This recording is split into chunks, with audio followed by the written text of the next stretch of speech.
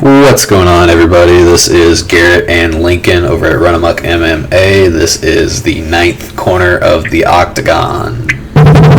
Da-da. How is everybody doing? Well, still at home. Well, no, I did some yard work today at my father-in-law's. I think I accidentally I think I'm pretty positive I accidentally destroyed a bird's nest. That's just sad, bud. I felt pretty bad about it, but what else are you gonna do? I mean, anyway, so moving into some of the big bugaboos we got going on here. Obviously, there is some big stuff that happened today that we will talk about. But real quick, one of the biggest things I wanted to personally get out there and talk about was over the course of the past few days, I've been doing some research and I've been really, delving more into the notion of whether or not the UFC, and I won't say Dana White, I'll just say UFC, particularly, is the UFC in the right, or are they in the realm of rightness, so to speak, when it comes to their constant pushing for events? Now, it's interesting because if you go and you type in Google, is the UFC right for trying to hold events throughout the pandemic, you don't really get anything recent. I've noticed that a lot of the articles that were out, about that subject or talking about said subject, came out in March, which is when the postponements were happening and when Dana White said, yes, I will be trying to hold an event. But that was really during that time where nobody really knew what was going on, whether or not an event was even going to take place. I mean, that was when a lot of those articles first came out. That was like a month before Tony and Khabib were scheduled to fight. So they were a little old hat. And it wasn't really until April do I feel like we got the brunt of what was this mad dash by the UFC to try and hold these events and try and push these events. And one of the things that really sparked, this idea for me to talk about it in today's episode was, the big one that I'm sure everyone is going to know about by now is how Amanda Nunes has had to drop out. She was scheduled to fight on this new card that has been scheduled for May 9th. But Amanda Nunes had to drop out. And the reason I wanted to talk about it, I don't think the topic is necessarily outdated at this point, considering, yes, we do have a new card that's already been scheduled. Yes, we have a new date, and we might even have a new location, Jacksonville, Florida. Whether or not that's been officially confirmed by the UFC, I still don't know. But we do have an official card, and Amanda Nunes was one of the people that was going to be defending her belt against, help me out here with the name. Who is she going out to fight? I didn't even know she was scheduled to fight on this one. She was scheduled to fight.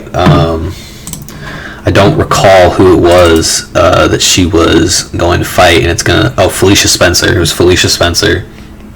Oh, yeah, I do remember that she was scheduled. I guess because I haven't seen any articles, I've only seen the newer stuff, so I guess I just missed that one. Yeah, it's interesting to me because I read a couple articles about it, really just, because there's not anything crazy or going on, but I think it's interesting that I feel like because this is what sparked it for me, was reading about Amanda Nunes, and then I did some more research and I did some digging, and I came across a new fighter who was scheduled to make his UFC debut on April 31st, I believe, it was late April, and it was going to be scheduled for UFC on ESPN 31, I believe, and he was going to make his UFC debut. His name was Peter Barrett, and this article that hopefully I've got on screen right now for you guys, it was about Peter Barrett talking to MMA Junkie and talking to them about how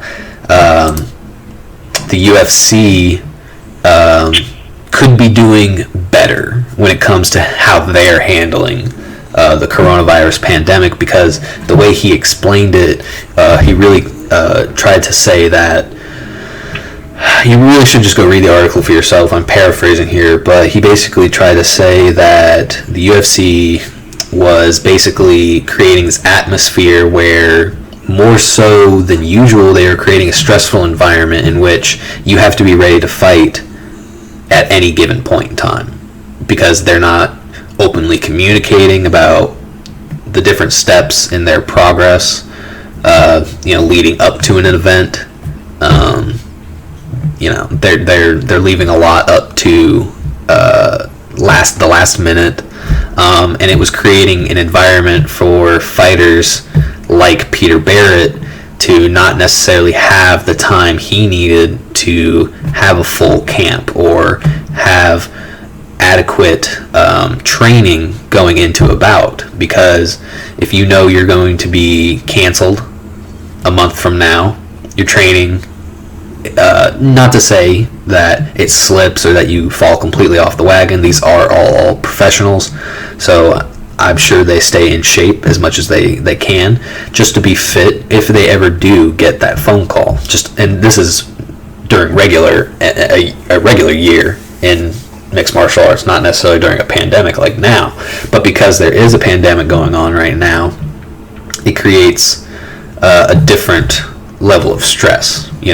It's, well, now I gotta just be training as hard as possible every single day, because a week from now I might get called and told that in another week I'm gonna have to be fighting somebody, and instead of having that 1 week of training, I want to be able to have that extra week of training.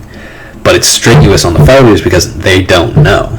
Guys like Peter Barrett aren't going to be on this new May 9th card, or he might be.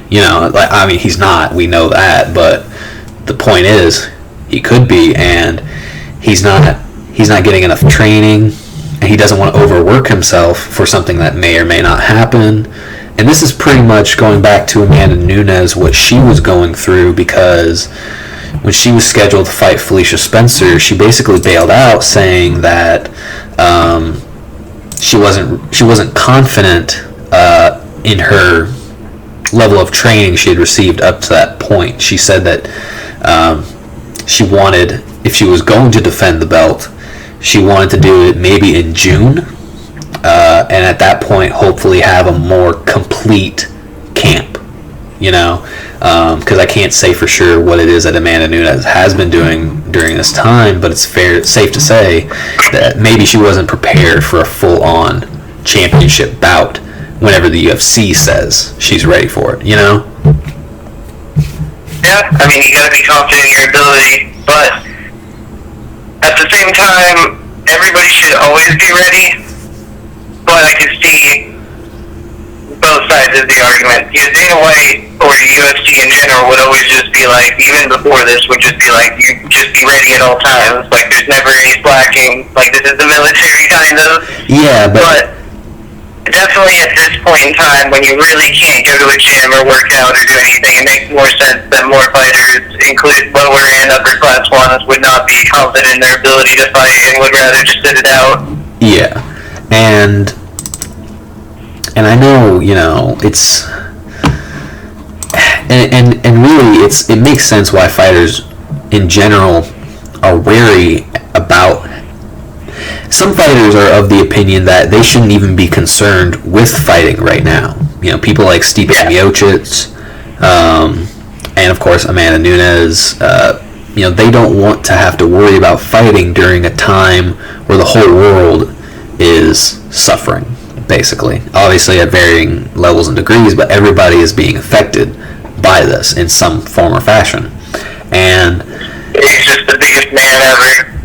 Exactly, and I don't think there's any shame from any of the other fighters if they want to sit and say, because here's the thing, people have mentioned this. I believe I had actually found Frank Trigg, old rival of Matt Hughes, has also come out and made public statements saying that there's not really any way to justify hosting fights during this time. And not logically. Not logically, because Frank Trigg, I think he put it in such a way where fighters should not have to be afraid to come into a fight and then leave the fight with a horribly horrible illness. That's just something that of all things that a fighter has to worry about, the whole litany, the whole span of things that a mixed martial artist has to fear going into a fight, contracting a horrible illness, disease, is not one of them. It shouldn't be something that they're worried about. There's cuts, there's sweating, people are rubbing up all against each other. If, say, a person gets screened for the coronavirus and they test positive, and then they fly to Florida or wherever the event takes place, but they stop at their mom's house or something like that in Georgia on their way there, and then drive the rest of the way. But they come across some person in Georgia that has the disease.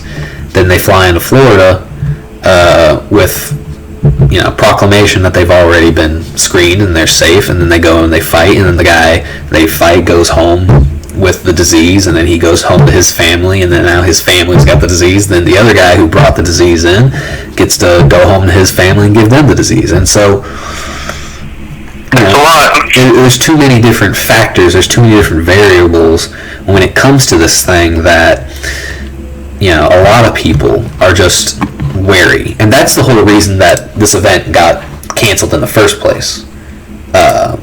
On the 18th, Disney had to come down, the governor of California had to come down, they had to tell Dana White and the UFC, you need to stop. You need to stop. You need to relax, and you need to cool it, because as of right now, this is just not something that we need. We don't need some huge catastrophe, media catastrophe, the UFC being the only sporting event that wants to host an event, gets a whole bunch of people infected with the virus. UFC is connected to ESPN, ESPN is connected to Disney, boom, you've got a huge crisis on your hands. That's obviously thinking about it from a corporate perspective, but looking at it from the perspective of guys like Frank Trigg, people like Peter Barrett, they're experienced individuals within this realm of business, and the things that they say just make sense. And one of the things that... Go ahead. Now, do you think it's better that they're doing it now versus when they were originally scheduling it in April? Yes, I will say that. I will say that maybe this argument, or maybe this debate, wouldn't hold as much water if the UFC hadn't been pushing pretty much all throughout the month of April. Yeah, if they had just canceled everything and then waited till now to be like, all right, we're gonna try. I mean, I will say that I still think that now is still a little too much. But I will say that maybe sometime this month we could have started working our way back into it. I don't know. See, the problem is that when it comes to the UFC, and it pretty much comes to everybody, and not everybody, but some people in general, I don't think that there's enough information. And that's something I really wanted to get across here. When it comes to COVID-19, there's just not enough information to be making executive decisions like this. Like I went through and I looked at a couple of different charts that I know nobody thinks is fun. Charts are not fun, but one of the things I wanted to look at is there was a chart that talks about the deaths of the coronavirus on a day-by-day basis on April 8th. So this is almost 3 weeks ago, or 2 weeks. I don't know. Deaths, all the dates are the same right now. Pretty much. Deaths dropped from like 80,000 to around 60,000. And the question is why? Why did that happen? Well, we can only assume it's because social distancing works. But then you scroll down a little bit in this article where I found this chart, and they tell you that there's like a 20% margin of error. You know, the charts are reliable, but they're not that reliable. And then if you go look at some charts I found by the New York Times, updated on April 23rd. You're looking at a tracking of the global outbreak. 2.5 million total cases right now, plus. You're looking at nearly 180,000 deaths at that point. You know, I'm not, okay, so like, there's not enough information on what to do about the coronavirus and when it's going to end, but this is the information we have, and you look at information like this, and you look at numbers like this, you know, I'm pulling up a map right now of what the world looks like, and in each of these little dots across the map, across the globe, in each country, you can see a dot. These red dots represent cases. They represent total what each country probably has in terms of cases. You're looking at Canada, 40,100, Sweden, 16,000, Iceland, 1,700. You know, everybody is being affected by this, and you all need to see these numbers, and you need to see these charts so you can make this decision for yourself, like where you stand when it comes to whether or not the UFC should be doing something like this. People like Frank Trigg say, there's no way you can make this safe. And you look at some of these numbers and you look at these charts, and you got to be thinking to yourself, there is no way. Like, how do you make this safe? Social distance. You got to stay apart from people. Here's a map of the United States, confirmed cases in the United States, in our country. It's very heavy in the Northeast, extremely heavy, and it's sprinkled throughout the Midwest, all the way to California. But when you get to California, it's crazy. And then they're talking about having this event take place in Jacksonville. Florida is just as bad as places like, you know, our state, Tennessee, and just as bad as places like North and South Carolina. So it's crazy. And in this article, which I have, you know, the person who wrote it, and where you can find it in the title and stuff. It's called "Why It's So Hard to See into the Future of COVID-19." Really check that out. Really get your teeth sunk into that. That's a good way to get some information and really just kind of make the decision for yourself. You know what your opinion is on the whole thing. So yeah, so that's really just. It's one of those things. What was that? That's just so scary. I still can't. If we were in an imaginary world where it wasn't happening, how psyched are you for this card? Bro, I love this card.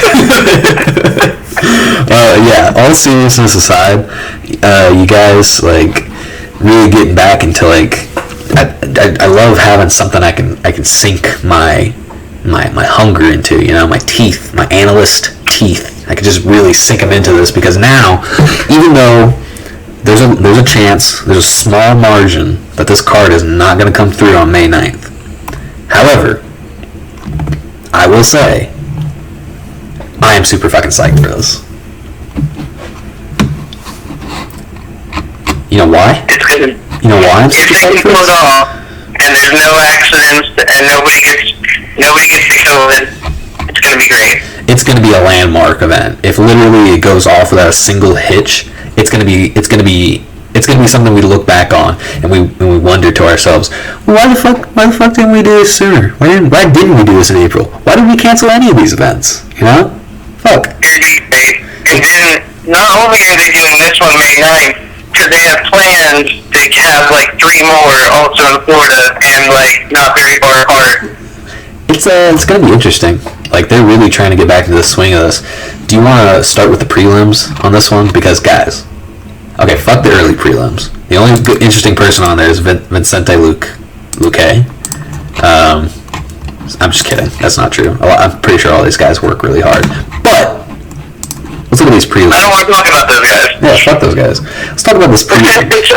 Talk about these gosh digging down prelims. Lincoln, boy. Yeah. Start from the bottom. let's just look at it play by play here, and just let's just scope it out. We're just here to have fun, guys. Let's lighten up a little bit. Exactly. Let's just forget about everything that's crazy and just look at this. Okay, so like this is like my second time looking at this. Lincoln showed me this right before we started. I had a few crazy things to say. Now we're gonna actually try and go at this blow by blow, and this is gonna be good because you guys get to like hear me fresh. I'm fresh on this. Lincoln's been looking at this all day. It's all I've done. I just literally, like, there's nothing else to do, so I might just stare at all these beautiful people that might be beating each other up in the middle of a global pandemic. It's all I can think about. Exactly. So, first bout of the prelims. Again, you guys can find this on the UFC.com, their official website. They've got the whole lineup here. First bout of the prelims, you're looking at Uriah Hall versus, how do you say that? Ronaldo Souza? Ronaldo. Jacare Souza. It's not Jacare. No, it's... Is it like his brother? No, it's his nickname. It's Ronaldo Souza. Okay. I don't know enough about Souza to say... He usually goes by Jacare, but he's trying to bring his real name back now. Well, that's good. I know he's a nice guy. I know he's an interesting fella. The only fight I had seen with his was, I think you watched it with me. It was Blachowicz. Yeah. He used to be a lot better than he has been recently. Well, you know, that performance, I would say, was not the best for either of those guys. You know, I know Blachowicz has got a better gas tank than what he showed in that fight. And I know Souza is a good jiu-jitsu practitioner. He's definitely knocked a few guys out, too. Yeah, so I would say, you know, I would skip that performance just in terms of how I would hold it against him. Because, I mean, I don't know. You know, they say all different kinds of stuff, like, you know, depending on where you're at, your cardio is just going to be different, but then you have to look at how you trained for it, and I don't know. It was just it was an different thing. He's a good fighter, and I like him fighting Uriah Hall, because Uriah Hall has been gone for a minute, and I think it's just a good fight. They're going to have a lot of different style things. Uriah Hall likes to fight a lot longer. He kind of fights similar to Izzy. Yeah. And Jacare likes to get on top of you and smother you. I mean, it's so crazy thinking about Uriah Hall. You know, I've mentioned his name tons of times, but one of the things I've always found really fascinating about him is that he was a stellar star on The Ultimate Fighter. I can't recall if he won The Ultimate Fighter or not. I don't remember either, but I know that he had a spinning back kick that knocked somebody out, and it was one of the scariest Ultimate Fighter finishes ever. Yeah, that's like one of the main things I think he's known for was that particular finish, the spinning heel hook kick, or it was maybe a regular spinning back kick. Either way, he really flatlined that guy. He literally almost killed that person. But yeah, he's always been a really talented character, but it always just seems like in his last few fights he was just not on the same level as those guys, or for whatever reason he just wasn't the guy for that night. It's an interesting fight to put two of those guys that could kind of be considered journeymen, or they started really well and they kind of fizzled off towards the end. Yeah, he's really. But it's also just a good fight. It's also like one of these guys might make a comeback. It can go places. Here's the thing. He's coming off of two victories. Really against guys that are probably, you know, a little lower. They're probably a little bit more up there in terms of ranking. Low in the rankings, but you know, he's pretty much gone up against some of, you know. Here it is. He did not win the Ultimate Fighter because he lost to Kelvin Gastelum. I forgot. I think Kelvin Gastelum, Michael Bisping. Yeah, it was interesting. So he lost in the Ultimate Fighter. Golly. Apparently, at one point in his career, he fought Chris Weidman before joining the UFC. It's pretty interesting. He lost, but that right there, losing to Chris Weidman before even getting to the UFC is how I would categorize Uriah Hall. He's an incredibly gifted athlete. He has beaten some top tier talent like Thiago Santos and Chris Leben. I consider those guys talent, but then he's lost to like some people who I would call some of the best right now. Robert Whittaker, Derek Brunson, Gegard Mousasi, and Paulo Costa. Like, really, it seems like with Uriah Hall, the people he loses to are really talented guys. And you just have to be one tier above. Yeah, it's one of those things where he's just. There's levels to it. Yeah, and then Souza. Let me see here. I'm curious now. Oh my god. When you type in his name, it didn't even like. Okay, never mind. I was about to say something, but whatever. Yeah. So looking at this, yeah, poor Souza. I mean, he's also lost to Kevin Gastelum, but he's beaten Derek Brunson and Chris Weidman. But stipulation of that, Chris Weidman. This was in 2018, so Chris Weidman was already past his prime, I'd say, at that point. He has lost to Robert Whittaker as well. He's beaten Vitor Belfort. Very interesting.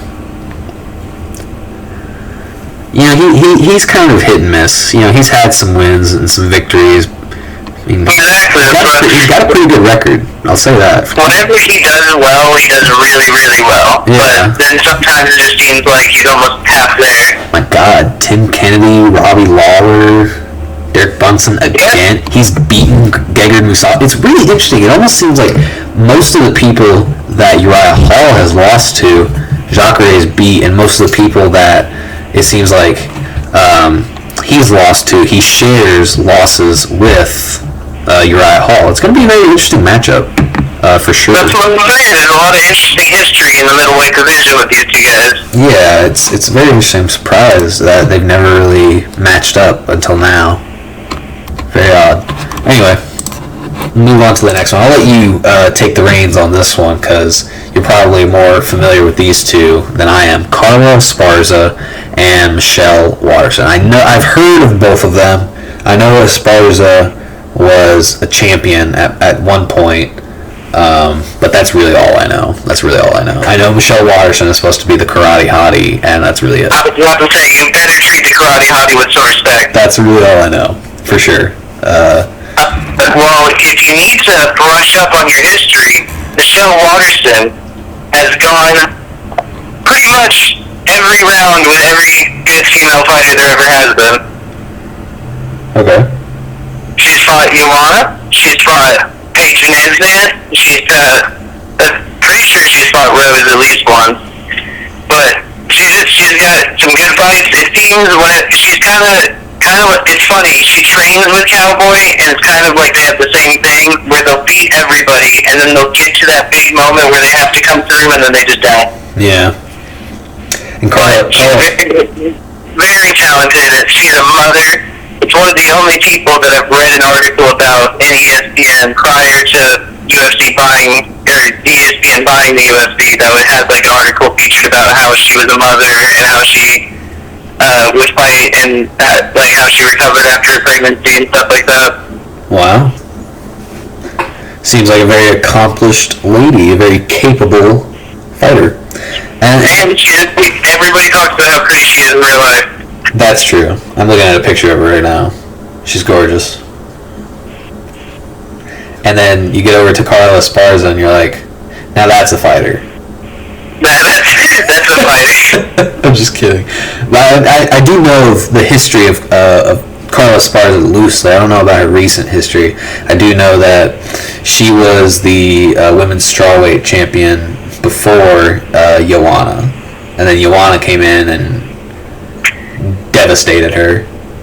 Completely picked her apart. But then again, that's I'm pretty sure most of Waterson's losses are by decision also.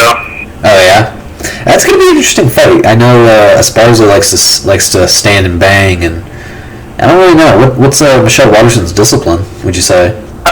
Well, it's the karate hottie. Oh yeah. So she's like, so is she like a legitimate like? Yeah, so she has I believe it's a first degree black belt in karate, but she's also had some submission victories. I'm pretty sure she choked out Paige. Wow. But most of the time she likes to stand and throw kicks, and then every once in a while she'll go for the takedown if the kicks and the striking isn't working. Okay. That's gonna be nice. It's gonna be an interesting fight. Who do you think's gonna win that? I always have Michelle Waterson to win, but pretty sure her last fight was Joanna. But she usually, I don't think she'll get put away, but if she doesn't push the pressure, it's going to be a kind of like a stalemate decision, which is kind of how she usually loses. Interesting. I see that she's not ranked currently in the strawweight division. I guess that's because... Yeah, so I think she's moving down? Right, because I forget, it goes bantam... No, it goes feather, bantam... Yeah, I think strawweight is in between fly and bantamweight. Okay. Not completely sure, though. The lower weight classes are always what trip me up, because they don't have, like, regular names. I'm going to say it goes strawweight and then bantamweight.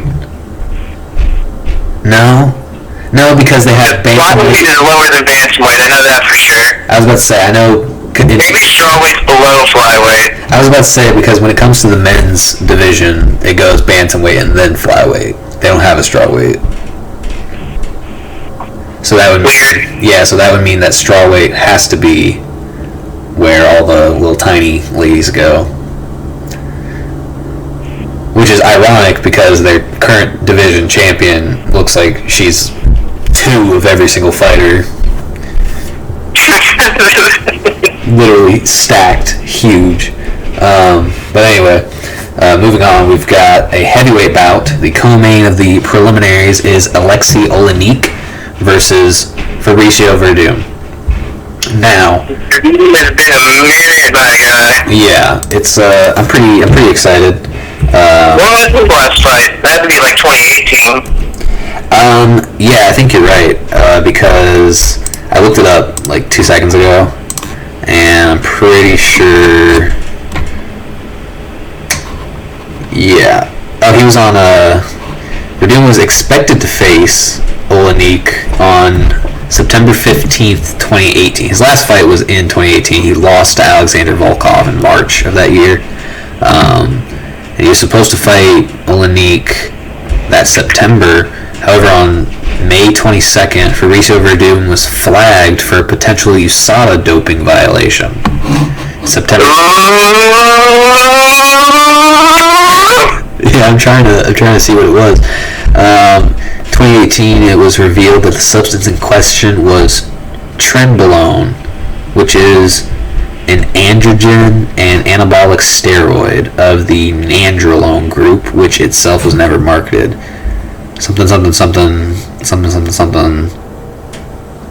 what you're saying is cheating. Yeah, it said right there, anabolic steroid, so he was suspended from competition for 2 years, so that's why it makes sense why in May of 2020 he'll be able to return. Very interesting. Very interesting. Olynyk coming off of he's fought a lot recently, actually. Like, he's had like at least 6 fights in the last 2 years. Yeah, I'm looking at it right now. He fought in the last 2 years, so if we were to start at the beginning of 2018, he will have fought 1, 2, 3, 4, and 5. He's fought 5 people, and this fight is going to be his 6th. It'll be his 2nd. Yeah, I was just about there. Like, I remember seeing him quite a few times. He's definitely the cowboy of the heavyweight division. Well, it's interesting because he only seems to fight 2 times out of a year.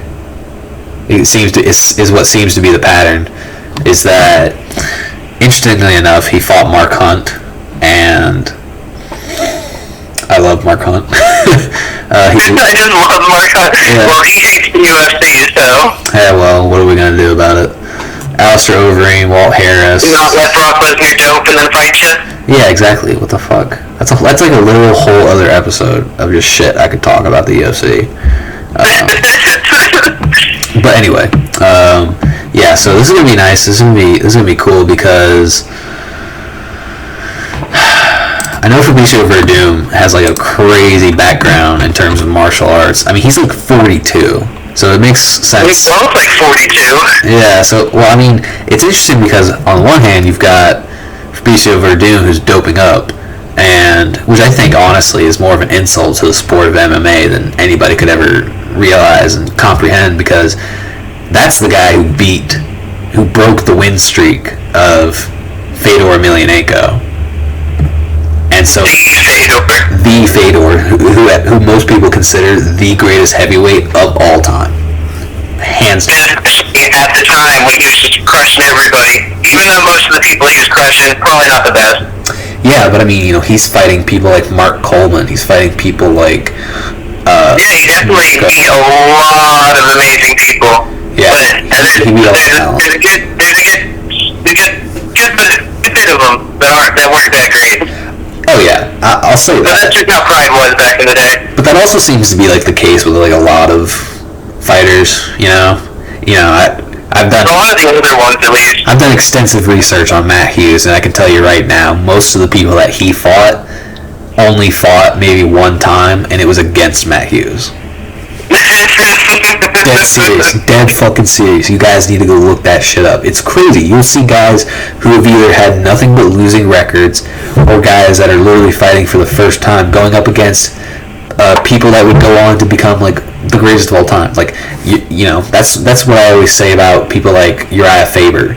Uriah Faber was. I think that also at the same time, that's like how it starts with a lot of guys. Oh yeah. Because you can have like one guy who's been training his whole life doing kickboxing or wrestling or something, and then he goes in to be an MMA fighter, and then there's other guys that just trained a little bit and we're just like, oh, I'm gonna try, and then they get beat by somebody who's gonna be a champion in a few years. Right. Anyway, back to the main point before I rabbit hole here is that it's insulting that the person who beats the likes of Fedor and had a pretty impressive career. I'm pretty sure he even beat Cain Velasquez. I mean, Verdoon was out here beating the shit out of some of the greatest heavyweights of all time, and of course he gets fucking caught doping up, and he doesn't even win the fight that he got caught doping in. I don't know. Meanwhile, he's gonna fight pretty much the epitome of actually anti-doping. Yeah. Because Olynyk looks like he took the opposite of steroids. What? Olynyk is an older guy. He's got real long, skinny arms and legs, and then he's got a little pot belly. And he shows people out. Now he beats the shit out of people. Pure skill and not as much athleticism. I mean, my expectations for Verdoon right now are really, really low. But I remember what I was gonna say. I was gonna say this motherfucker is a second-degree black belt in Brazilian Jiu-Jitsu. He's a black belt in Judo, and he's a black belt in Muay Thai. How the fuck are you gonna be a black belt in 3 different disciplines? And then not have the discipline to not dope up. Exactly, and then you've got Olynyk out here. Let me look up his shit real quick. If I'm gonna be fair, let me look up his shit real quick. Alexi Olynyk, you bitch. Get your ass on here. Get your ass on the stage. Pretty decorated. Yeah, he's let's see here. I'm looking at the shit right now. He's 4th degree black belt in Jiu-Jitsu. 4th. How many times on this show do I have to emphasize the sheer level of holy shit when it comes to 4th degree black belts? I did it with fucking Damian Maia. I'll do it again. I'll do it with Alexi Olynyk. You are not beating a person. Okay, Damian Maia got beat, but Olynyk got beat not too long ago either. But in relation to this, Olynyk's coming off a victory, I'm pretty sure. Olynyk's coming off at least one victory. So, and that's all you need. That's all you need to keep the ball rolling. Verdoon's a piece of shit. You know what Verdoon's coming off of? I'm just going, I'm freaking out for no reason. Verdoon was coming off a fucking loss. A loss that I might add, he was on drugs and still lost.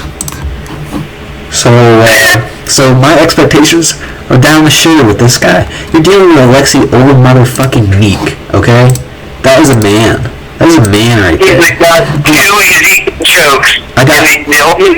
The only guy to get an Ezekiel choke in the UFC, and he's done it twice. Oh, he's not just a 4th degree black belt in jiu-jitsu. Like, whenever I say jiu-jitsu, I think of Brazilian jiu-jitsu. He is a black belt in Brazilian jiu-jitsu, but his 4th degree black belt is in Japanese jiu-jitsu, traditional jiu-jitsu. It's weird. The original. Yeah, it's weird saying traditional jiu-jitsu or the original jiu-jitsu, because for the uninitiated, jiu-jitsu hails from Japan, and there was like this legendary master in the Japanese martial art that brought it over to Brazil, taught it to a bunch of Brazilian people known as the Gracies, and they turned it into Brazilian jiu-jitsu. And they just tore it through everybody after that. Pretty much. So he's a master in the original jiu-jitsu, but he is also a professional in Brazilian jiu-jitsu. He's got it made in both worlds. And on top of all that, he's an international master of sports in combat sambo. Boom. Mic drop. The only problem is, his striking is subpar. Yes, I will say that. His grappling is amazing. I don't think Fabricio Verdoon is going to have a chance in hell when it comes to his grappling. But, that being said, they're probably going to stand in. His last few losses is because somebody just walked him down with ease. Yeah. But once he gets tired from beating his ass, he's going to get on top of you and he's going to strangle you. Yeah, so the goal for Verdoon is to just take his drunk ass and just throw with everything he's got at Olynyk and just hope that he doesn't get a hold of his wrist and then his throat. exactly. That's all he can hope for. My money is going to be on Olynyk. Check back. Me too. I love that guy. He's so old, but he's still choking people out. Oh yeah, I mean, check back whenever that fight happens. If that fight happens, if this whole card even happens, check back with us in the next in the episode that takes place after that, and you will hear me. You will hear my cries of joy. Or if he loses, you guys can all come back and rub it in my face or something, whatever. Anyway. Pettis and Cerrone. Exactly, I was about to say. Anyway, moving on, we've got the Farmer's Tan Man himself, Mr. Cowboy Cerrone, and the former greatest lightweight of all time, Anthony Pettis. Mr. Weeze himself. I was going to say Weeze. Mr. Showtime. Showtime Pettis. Yep. Who will forever go down in history as the guy on the Wheaties box that kicked off the cage. Yep. Those two things. I mean, don't get me wrong. I'm not going to sit here. I mean, I'll joke and I'll say those are literally the only two things that he's going to be known for, but that's not true, and I can't say that's true. Anthony Pettis is a legitimate fighter. He's a legitimate contender. I feel like you and I have talked about Anthony Pettis before, and one of the main things we took away from that discussion, I think the last major time we talked about Anthony Pettis was the main thing that we took away from it was that he's really good, but it seems like in his last couple fights he just kind of submits, you know? Like he just kind of... Seems like his punch just not in it as much. Yeah. Because if you look back at when he had the fight with Tony, and they were just going at it, blood everywhere, just going for it, his heart was there. Yeah. That's probably the last one. Yeah, because then whenever he fought Max, he kind of just gave up after he was getting pounded, and it just seemed like he wasn't going for it when he could have, and just kind of sat it out. Yeah. Then he moves up a weight class, comes back, beats Stephen Thompson, does real well, and then loses Nate Diaz, and then he loses to I forget who he lost to last, but I remember he got choked out. And it just, especially in that fight, it didn't seem like he was there. Yeah, that was where we had like legitimately said it. I'm gonna give the guy credit, so let me pull it up here. Anthony Pettis, last guy he fought, Diego Ferreira. Oh, Fiero! Yeah, Diego Ferreira. And then he's the guy who just beat Damian Maia. Gilbert Burns. Oh no! I was confusing two people. Trust me, I did it earlier with Olynyk. I literally thought Alexi Olynyk was fucking Latifi. That's way. Yeah, and it's funny now because like as time has passed, and like the more I've thought about it, Latifi doesn't look anything like Olynyk. That's what I was saying whenever you said it earlier. And I was just like, now like sitting here thinking about it, I'm like, why the fuck did I ever in my right mind think Olynyk and Latifi were one and the same? They don't. It's. I know it happens. I don't know how I just thought Gilbert was the same. For Burns. Yeah. That I can understand that one more because they're both like short guys and they're both Brazilian. I don't know where the fuck I got Latifi and Olynyk. Anyway, I could have saved myself the trouble of not revealing that to the public, but they needed to be said. Anyway, talking about Donald Cerrone versus Anthony Pettis, you guys, this is gonna be interesting. You know, this is impressive because when you had shown me this card, and I went and I was looking at the main card, and you were like, check out the prelims. You were like, the prelims. Yeah, I was just like, hey, look at the headliner for the prelims. I literally like did a few clicks, it went, and I was like, holy shit. And then I was sold. Like beforehand, I looked at the main card and I was like, this is the kind of shit that they've been pushing for like months. I'm not sold, you know. You guys all know my feelings on Tony Ferguson and Justin Gaethje. If you've been keeping up with the last few podcasts, you know what my feelings are on that overall. But as soon as I saw the prelims, I was like, I'm down to clown. Let's do it. Because whenever you look at the picture all together, you're like, it can work. Yeah. Because when Dana White and Joe Rogan and shit all come out and they're like, oh yeah, this is going to be a really stacked card. I look at the main card and I'm like, yeah, you've got some big names on here. Yeah, I could totally see this being like a decent comeback card. And then I look at the prelims and I'm like, oh, god damn. Because then you're just like, I know every single fighter in the entire card. That's how you know it's a stacked one. Exactly. If you've heard of 100% of the fighters that are going to be on this card, they're doing something right. I know about 95%. I don't know I'm skipping ahead, but I don't know who the fuck Jorgen De Castro is. I know he's new. He's on a 5-fight winning streak. I don't know dick about him though. But anyway, talking about Donald Cerrone. You know what's cool actually? Do what? One of the ones I'm most excited for is the opener on the prelims. The Uriah Hall and Souza fight? No, there's two more. There's Luque versus Price, and then there's Michelle versus Rosa also. Oh, okay, yeah. I'm looking at the early prelims, and I see that the main event of the early prelims is Vicente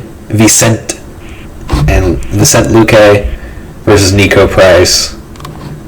And Mitchell and Rosa, the co-main for Yeah. Okay, so the one I'm looking at has that on the actual prelims. I guess there's only 3 fights on the early prelims. They probably just lumped it together.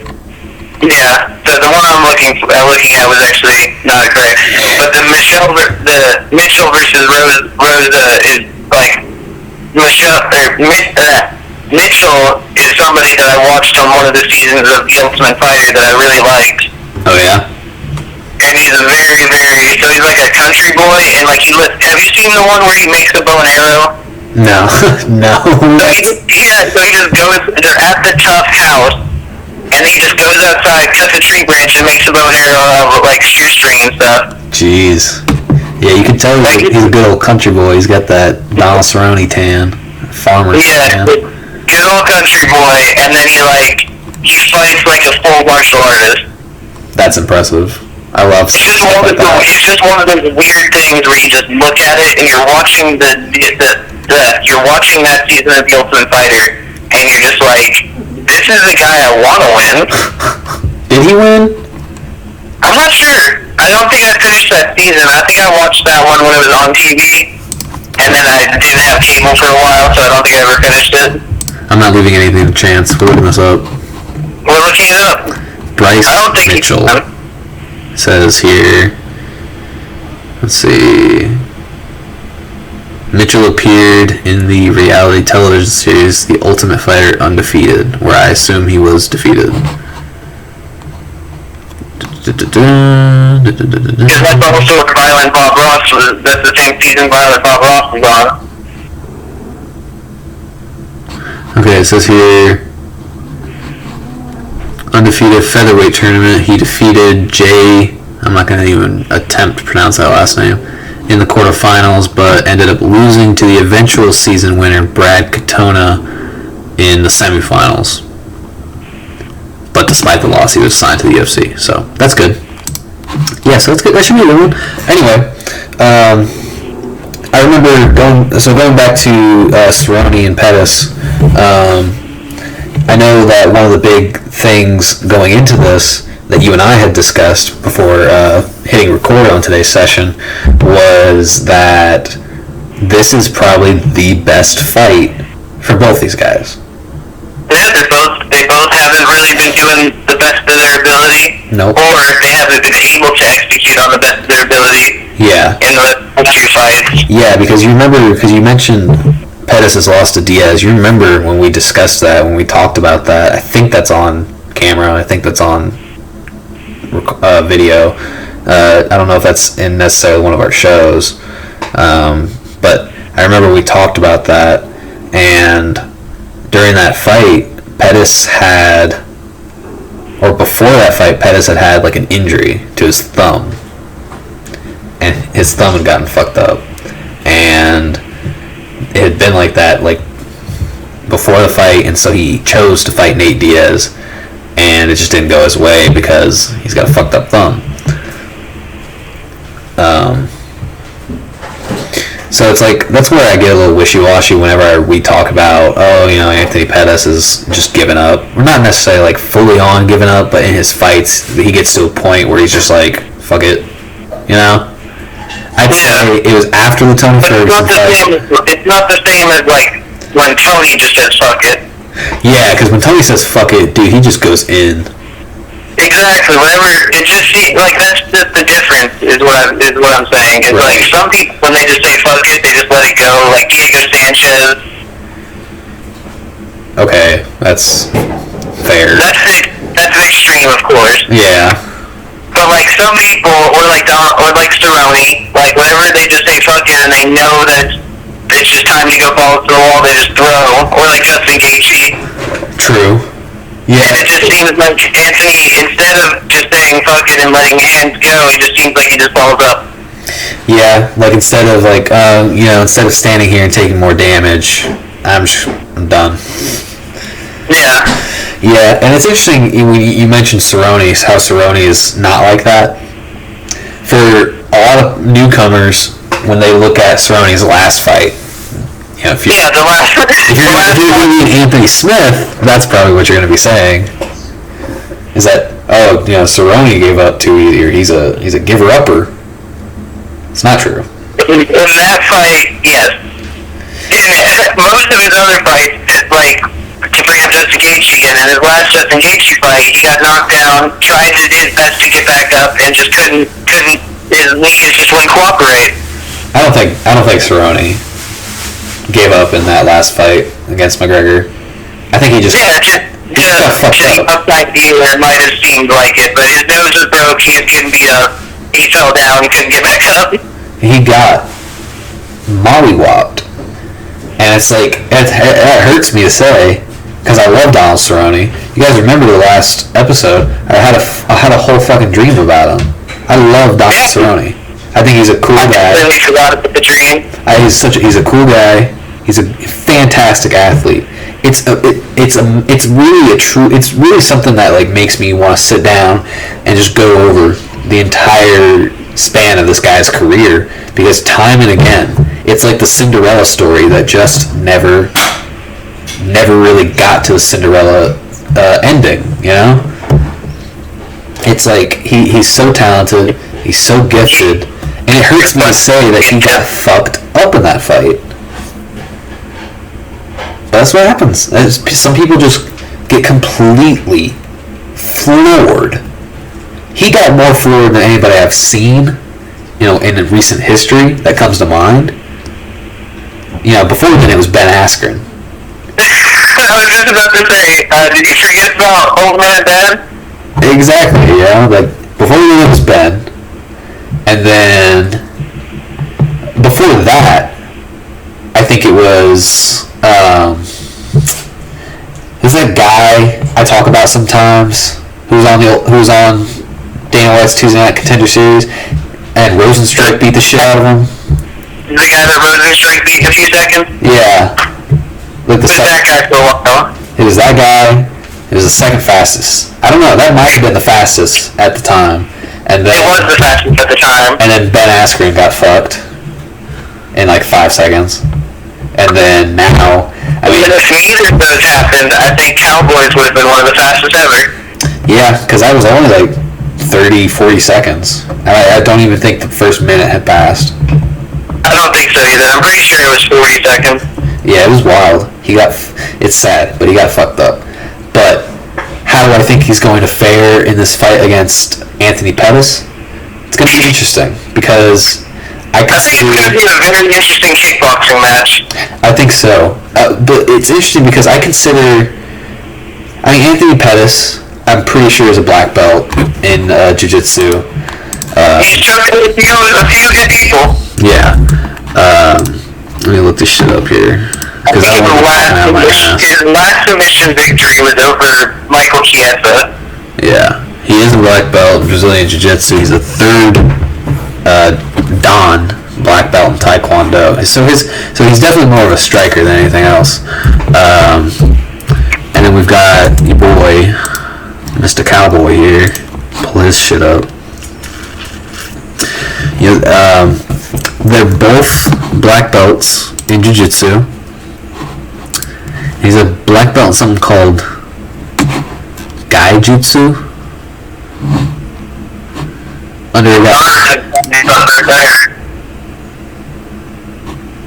Gaido Jutsu. It's under the guy. It's under Greg Jackson. That's fuck. God. He was a coach. He was a trainer. He was a trainer for a really long time. He's John Jones's coach. That's who he is. He was John Jones's coach. He coached George St. Pierre. He coached Holly Holm. He coached Rashad Evans. He's coached a lot of big names. So I guess he had like his own brand of jiu-jitsu style that he incorporated and he taught. And Cerrone just so happens to be a black belt in it. So it's not like it's a big deal or anything. But yeah. I think it's going to be mostly stand-up and a lot of head kicks. Yeah, it's one of those things where I look at Donald Cerrone and I look at him as a more well-rounded and a more complete fighter. He's got so many different knockouts. He's got so many different submissions. He's definitely somebody who I look at and I consider someone who can connect a lot of different things. He's really good at connecting combos. He's really good at connecting combo to submission to a combo, submission attempt into a combo. He's really good at just piecing a lot of different... When he's on his A game, he really puts shit together, and he really does well. It's interesting that I say that because when I think of both these fighters, that's what I think of. That if they've got their shit together and they're on their A game and they're at 100% going into the fight, it's pretty amazing when I think about it, you know. Because Anthony Pettis has had a little bit of bad luck in some instances, and then there's just been times where he's just been fucked. He's been flatlined. He's been in some wars. He's been in some hella fights. And then I think about what it's it's hard because I look at Anthony Pettis and I don't see him I see him as a well-rounded fighter. I don't see him. It's one of those things where he's well-rounded, but his striking is like his best thing. Donald Cerrone is well-rounded, but pretty much everything is just even all around. How do I see either of these guys fighting, or winning? I feel like grappling is definitely going to be coming into effect at some point. Striking is going to be a big deal. I feel like if Anthony Pettis wants to win this, he's going to have to knock out Cerrone, or he's going to have to really put him on blast. He's going to have to come out with some flashy kicks that he's got. He's got some great strikes. His jabs are amazing. His Superman punches are crazy. Anthony Pettis is one of those fighters where if he's put into a corner, he's really good at being creative enough to fight his way out and turn things around into his advantage. Very good example was his fight against Stephen Thompson. It's a really, really good example. He was literally up against the cage and then just in 1 second turned his bouncing off of the cage into a Superman punch. Classic. But when it comes to Donald Cerrone and what I feel like he's going to have to do to win this fight, he's going to have to really try to... actually, I just remembered something before I go on to Cerrone. When it comes to Pettis, another good thing that he can exploit in terms of Cerrone's standing game is body shots. Body shots. I feel like shots to the ribs, shots to the liver. For some reason, if you go through and you look throughout Cerrone's career, body shots tend to be like one of his big bugaboos. It's weird you say that because it's how Anthony won the first time they fought. Yeah, I was about to say. So it makes sense, how the fight could turn in Anthony Pettis' favor if he just gets a few really good body shots in, because I don't know if it's just the way Cerrone is conditioned. I don't know if it's something he just, for whatever reason, can't seem to work on, if it's just his body type. He does not take body shots well. And I'm blanking on some really, really good examples here. I want to say in his fight with Rafael Dos Anjos, Dos Anjos delivered like some crazy knees to Cerrone's like midsection, and it just had him all fucked up, and it led to the eventual finishing of that fight. But that's something that, historically speaking, has been exploited against Cerrone in the past. Now, how do I think Cerrone is going to win this? I think that Cerrone might have superior grappling. I know that Anthony Pettis is really long, and he's really flexible, and he's really lanky, but Donald Cerrone is very strong. He's very rigid. Not rigid in the sense that he's stiff, but I'd say things are a lot more strict on his side. He's very powerful. He's very quick. He's very strong and very quick. And in most other departments, he's getting up there now, and he's taken enough damage to the point where you have to consider whether or not he can't take damage as well as he used to be able to. But even if you go and, like you said, that Justin Gaethje fight that he got knocked down. Well, he got knocked. It was weird. He basically got rocked so hard he dropped to one knee, but he still kept trying to fight on one knee. So that's just that's an example of how tough this guy is, So I see him either being able to connect together some crazy combo. It's going to be able to put Pettis down. Maybe he's going to get ahead of him on the scorecards. I really see takedowns being a friend of Cerrone in this. Being able to use his grappling to hopefully get the edge over Pettis. But then again, it's going to be difficult because Pettis is he's a good grappler as well. It's going to be one of those situations where you're dealing with a fighter who can do a lot of different things and do them well versus another fighter who can do a lot of different things but can do certain things a lot better. So it's going to be interesting. I don't know. What are your opinions here? What do you think? Who do you think's going to take this?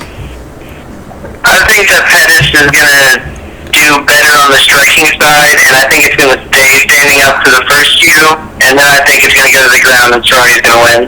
Okay, yeah. Because for me, I see it's going to be hard for Pettis to really get up after Cerrone gets on top of you, you know? Because I think they're both going to be exhausted from striking, and then they're going to clinch up, and one of them's going to get the takedown, and then Cerrone's going to get on top, because that's what Cerrone does when you get on the ground. Yeah. Do you think this is going to be one of those instances where Cerrone is this an instance you feel like would cause enough pressure on Cerrone for him to not be able to perform at his fullest? No. I think after the last 3 fights that he's lost, I think that there's no pressure anymore. Right. I think that's all subsided. Right. And it being the main event on the undercard kind of takes going from the main event on the main card with Connor, where it's one of the biggest names ever, and you got all this stuff, and then you're rematching a guy you fought before on the undercard. I feel like the stress is not going to be there as much. Yeah, plus Pettis is also coming off a loss. Yeah, I think it's going to be a little different. Well, that's good. So that's good on that. The next thing I want to say is fuck Hardy. Oh, we're going there. We're here, you guys. Welcome to the main card. Greg Hardy is just everything that's wrong with UFC fighters. Yeah. I cannot disagree. He's a cheating in the middle of a fight. Tell him about it. He twice already in the middle of a fight. He kneed a guy in the head and got disqualified. He took an inhaler in between round 2 and 3. Still lost. And he lost because he got disqualified. I thought he still lost at the end, by decision. No, it's because well, I know this because this was that same guy that got flatlined by Rosenstrike. He was fighting Greg Hardy in that fight. God, it's gonna kill me. I don't remember that guy's name. I talk about him all the time. He's your favorite dude. He's my favorite dude that doesn't fight anymore. And it pisses me off that I don't remember his name. Because I literally have almost made several attempts at a video talking about that guy. I'm kind of mad you haven't. You know what? I'm mad too. I'm mad at myself. Let me see here. It was Alan Crowder. That's what it was. Alan Crowder. I should have known that just because of how many times you said it. Yeah, he did lose by disqualification. I think it was. I'm very positive it was because of the inhaler. Like they noticed it and they were like, stop it right now. I thought that fight was against Olynyk. No, his fight against Alexander Volkov, I remember because I thought that was the inhaler. No. I thought the other guy was the knee. No, the inhaler was his debut. It was his debut, I'm pretty sure. Let me. No. I think I've got it backwards. I think Alan Crowder won because. Yeah, because of the knee. Because of the knee. So I got it turned around. So Alan Crowder lost because the inhaler was his last fight. Yeah. And according to this, in the Alan Crowder fight, he had lost in round 2 at like a very specific margin of time. So that makes sense why that would be the knee. And then his fight in 2019. That's why I was like, there's no way that, because I remember definitely hearing about Greg Hardy in like fall of that year. Like he had been around in the UFC pretty much all of 2019. He was making headway with some like first round finishes and shit. Yeah, he was on the Contender Series twice. Yep. Or had 2 fights on the Contender Series. Yeah, he had 2. He won both of them. Yeah, he won both of them, both in the first round, both in under a minute. So it's no mistake why he got a contract. Or it's weird. Anyway. It's all controversy. Everything he says is terrible. I want Castro to win. All right. Yes. Jeremy Stevens. It's sad because we didn't even talk about the other guy.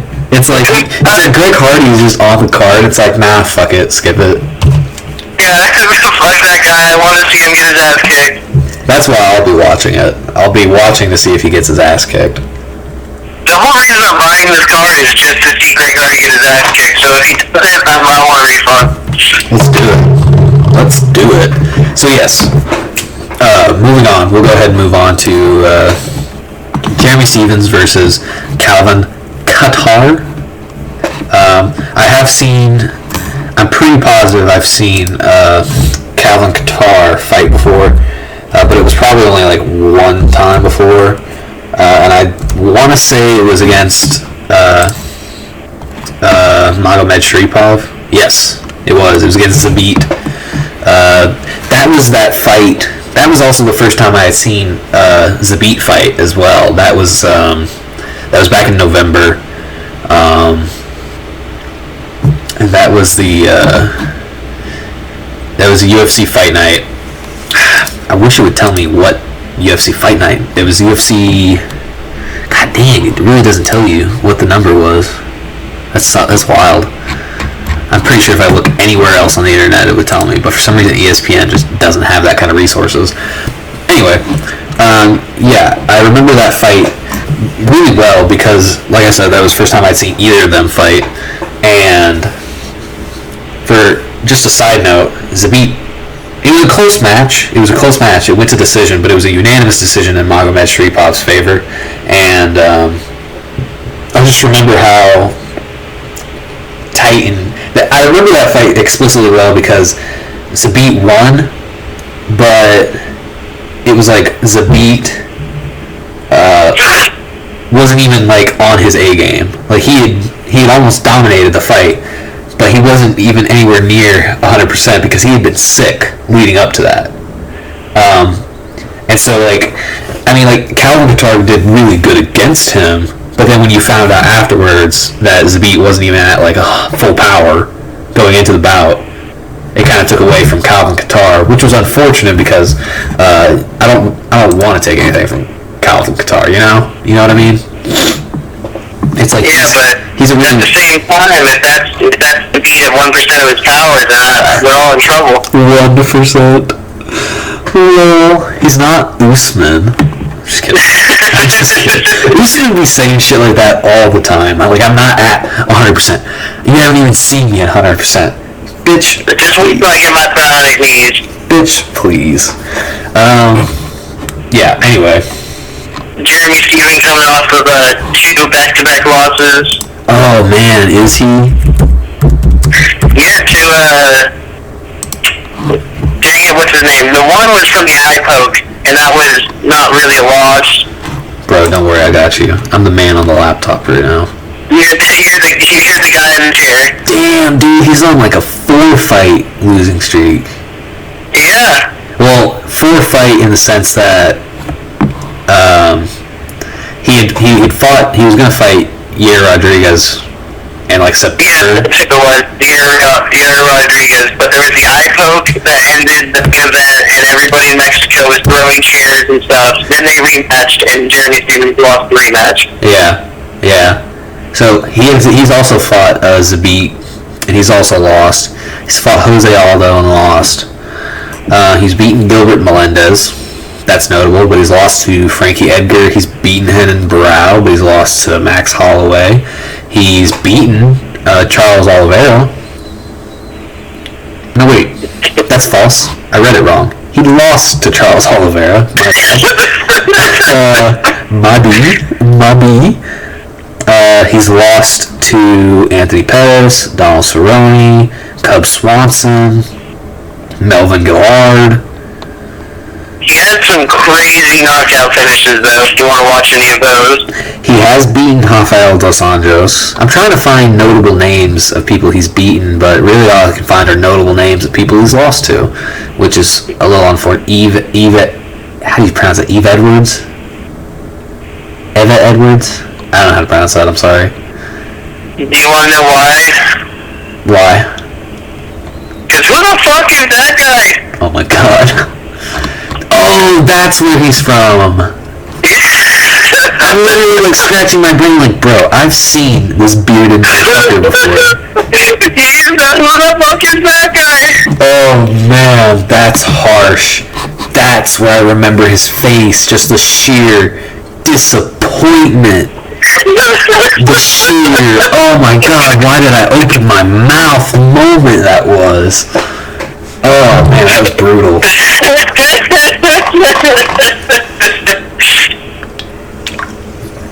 Oh, that's content right there. That is, I mean, that was amazing. It's crazy to think that, you know, you think about people like Anthony Pettis, and like, what are they known for? Oh, you know, the Showtime kick and being the first MMA fighter on a Wheaties box. What was Jeremy Stevens known for? Who the fuck is that guy? It's just like, that's it. That's all anybody remembers him for. That's sad. That is sad. That was messed up. And it's funny because, like, Conor McGregor, like, this year, or in 2019 or something like that, it was like, when they were interviewing him and they asked him about, like, a lot of his famous media shit that he would do, and he was like, oh yeah, I knew who he was. But timing, effort.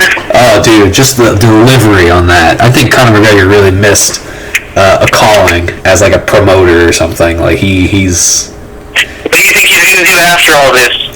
Dude, I don't know. It's. He's gonna be a promoter. He's gonna be somebody that's gonna be talking, and that's all he's gonna do after all this. He's just gonna keep talking. Yeah, because I don't think he could be a coach. I don't think he could be a trainer. Yeah. I think because I remember his run on The Ultimate Fighter, and he fucking sucked. He was terrible. He was very short. He was a terrible coach. Yeah, he got replaced very, very fast. Yeah, I mean, holy shit. Yeah, that was wild. Anyway, but this. Moving on to the hard to pronounce names. Oh fuck, are we doing this now? Francis, I'm gonna say this: the one on the left side of the screen is a lot easier to pronounce than the one on the right. Of course. I will try to pronounce both. Francis, doing good so far. Ngannou, that took some practicing. You're on there. Now onto the right side. Yerzino, right? That's a little rough. But then it finishes pretty smooth. Rosenstrike. That was easy. That was really nice. But I still cannot for the life of me understand how to pronounce his first name. It's not, you wouldn't pronounce the J as a J, right? It's Gardino. Fuck off. No, it isn't. It is. Gardino Rosenstrike? Gardino. That's insane. Hold on a second. I'm actually going to try something. Alright, let's hear it. Let me just see here. You probably won't. Fuck. No, never mind. I was about to say you probably won't get to hear it. I was gonna try and pronounce it, use it like a pronunciation machine on the web, but because Well, then, try your best to recreate it. Gardenzino. I have no idea, bro. Anyway, yeah. If that's how it's pronounced, that's how it's pronounced. But anyway, let's go ahead and talk about this matchup, dude. This has been one of the most hyped up and intense matches that has been made going into 2020. This has been something that people have been talking about. This is something you and I have been talking about. This is the immovable force meets the immovable object. It's going to be interesting because you look at both these guys. Hold on, let me pull them both up. Give them the respect that they deserve. Get them all nice and pulled up here.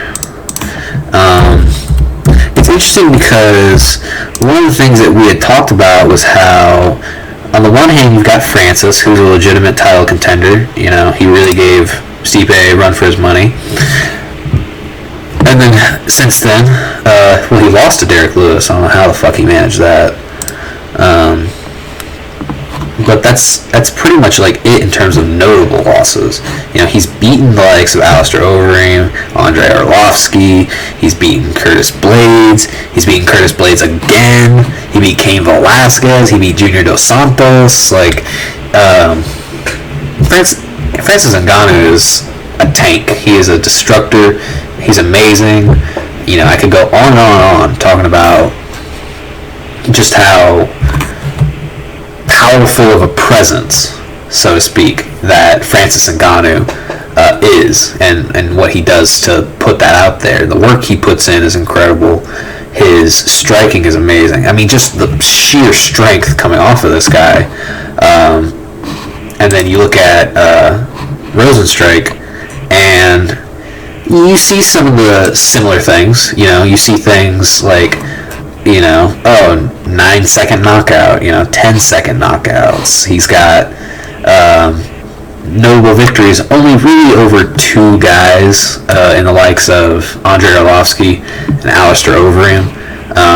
And we remember going, I think we've covered this because you and I went to my dad's to go watch that event, that he was losing that fight to Alistair Overeem, and it was really clear where Rozenstruik's weaknesses were. But then by the end of that fight, when he won, it was really clear where his strengths were. And that is in his powerful striking, and that is in his willingness to do what people like Derek Lewis do and explode in all the right moments at all the right times when they need to. And it really comes in handy. And example would be, of course, the Overeem fight where he pulled out a last-minute victory. The difference here is that Ngannou has victories over top-tier names.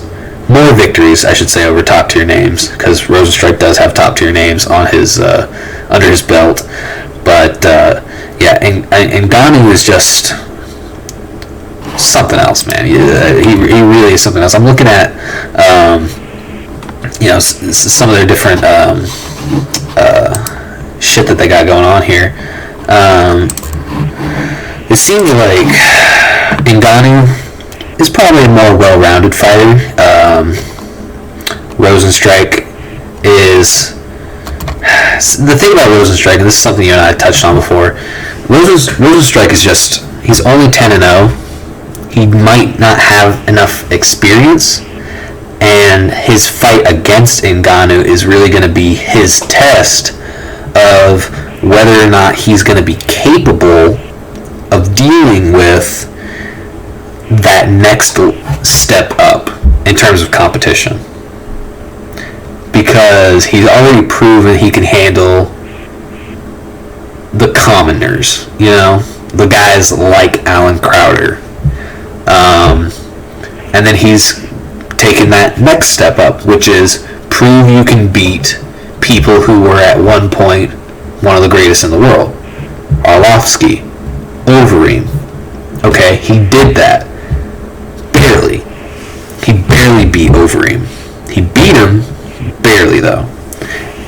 And now the question is, can he take the next step up, and something that truly identifies you as a legitimate contender being, can you fight other legitimate contenders? Can you fight people that are in the top 5? Can you fight people that have fought for the title? Can you fight people that just came off of a loss from the champion? Can you fight the champion? It's questions like that. And Ngannou is in that area right now. He has beaten the commoners. He has beaten the former greats. And he has beaten some of the greats. He's fought some of the greats. He is one of the greats right now. You can't deny it. Nobody can deny it. And what we won't be able to deny when this matchup happens is whether or not Ngannou, if he wins, deserves a title shot. And then we also won't be able to deny if Rozenstruik wins, he's going to be legitimate. He's going to be top 5 for sure. And So my question to you is, what do you see happening here? Who do you see winning this fight, first and foremost? I think France is going to win, because I'm not sure, after seeing how Rosenstrike fared against Alistair, if he's ready to take that step up just yet. Okay. I'm not sure if he's there yet. We'll see whenever they fight. And it's going to be a good fight. It's definitely not going to be one-sided, but I just don't think he's ready just yet. Okay, that's fair. That's a fair assessment. Truly, it truly is, and it makes a whole lot of sense. You know, you look at the way he just gassed out in that fight against Overeem, and you say to yourself, man, if those 4 more seconds had happened, you know, if Overeem just didn't drop his guard, Rosenstrike wouldn't be even in the picture right now. And so my next question to you is, first off, what do you see happening with Ngannou if he wins this fight? Is this fight important enough for Ngannou to put him back into the consideration for a rematch with Stipe? Because that's definitely on the table at some point in the future. It has to be. But do you think it's going to be immediate because of all the different stuff we've heard about DC versus Stipe? Which one do you think happens first? I think that this fight, if Francis wins this fight with Rosenstrike, that he will get another title shot, and that it will probably happen after DC versus Stipe 3 if they go through with that. And now, is that because you think the Stipe versus DC fight is a more important fight? I think they need to have that so that DC either goes out with a legacy or Stipe goes out with a legacy. Mm-hmm. I think that fight just needs to happen. Right. It's kind of it's like the Tony versus Khabib thing. It just needs to happen. Yeah, it's just one of those things where the heavyweight title in UFC is so coveted, and there's been so many people that have, so many of the legends, Kane and Jr., like the Kane and Jr. trilogy, needed to happen. Yep. It's just one of those things, whenever you get 2 guys that fight each other and they both win one, you have to see what would happen a third time. Or Nate Diaz versus Conor has to happen at some point. Yeah, it's interesting because it's almost like, because the 2 fighters had fought before, and each one of them has a 1-1, that almost makes the fight even more pertinent, more important, as opposed to, say in Ngannou's case, he has fought for the title, but he lost. So he's in the running. He almost beat the shit out of Stipe, but Stipe was strong and tough enough to be able to brave those first few rounds and end up with a decision victory. But it doesn't necessarily mean that Ngannou is the next one in line. So that makes sense. So my next question is, if Rosenstrike, by some crazy MMA god bullshit, wins the fight, what do you see happening with him? Because at that point, he'd be 11-0. Interestingly enough, I would put him against Curtis Blades next, and then see if he's ready for a title shot. I agree with that. I agree that he needs to have at least more than one top-tier victory under his belt. Because Curtis Blades, if I'm not mistaken, has just beat Junior Dos Santos. Yes, that was his last fight. Yeah, so he just won, and I was saying to put Curtis Blades against him, Curtis Blades against Ngannou, before they announced this fight. So, because I think that if Ngannou wins, he's on like 3 fights after his Stipe loss. I think he's more in the range for a title shot than Curtis is at the moment, and that's why if Rosenstrike beats Ngannou, then he should fight Curtis Blades, and then the winner of that, if Rosenstrike was to win, should get a title shot of the winner of DC versus Stipe. Right. Because I just don't think he's, after this fight, I don't think he's still not ready. Even if he does beat Ngannou, right. I think he's just not at the top tier yet. I agree with that. I agree with that wholeheartedly. Just because, I mean, don't get me wrong. If he beats Ngannou, it's going to be huge for him. It's going to be like the most important victory of his career. It's definitely the biggest test, and it would be the biggest victory to date. But it's like whenever they push Darren Till too early. Exactly. Yeah, who did Darren Till beat before he got a title shot? You know. But yeah, it makes sense. I agree with you wholeheartedly.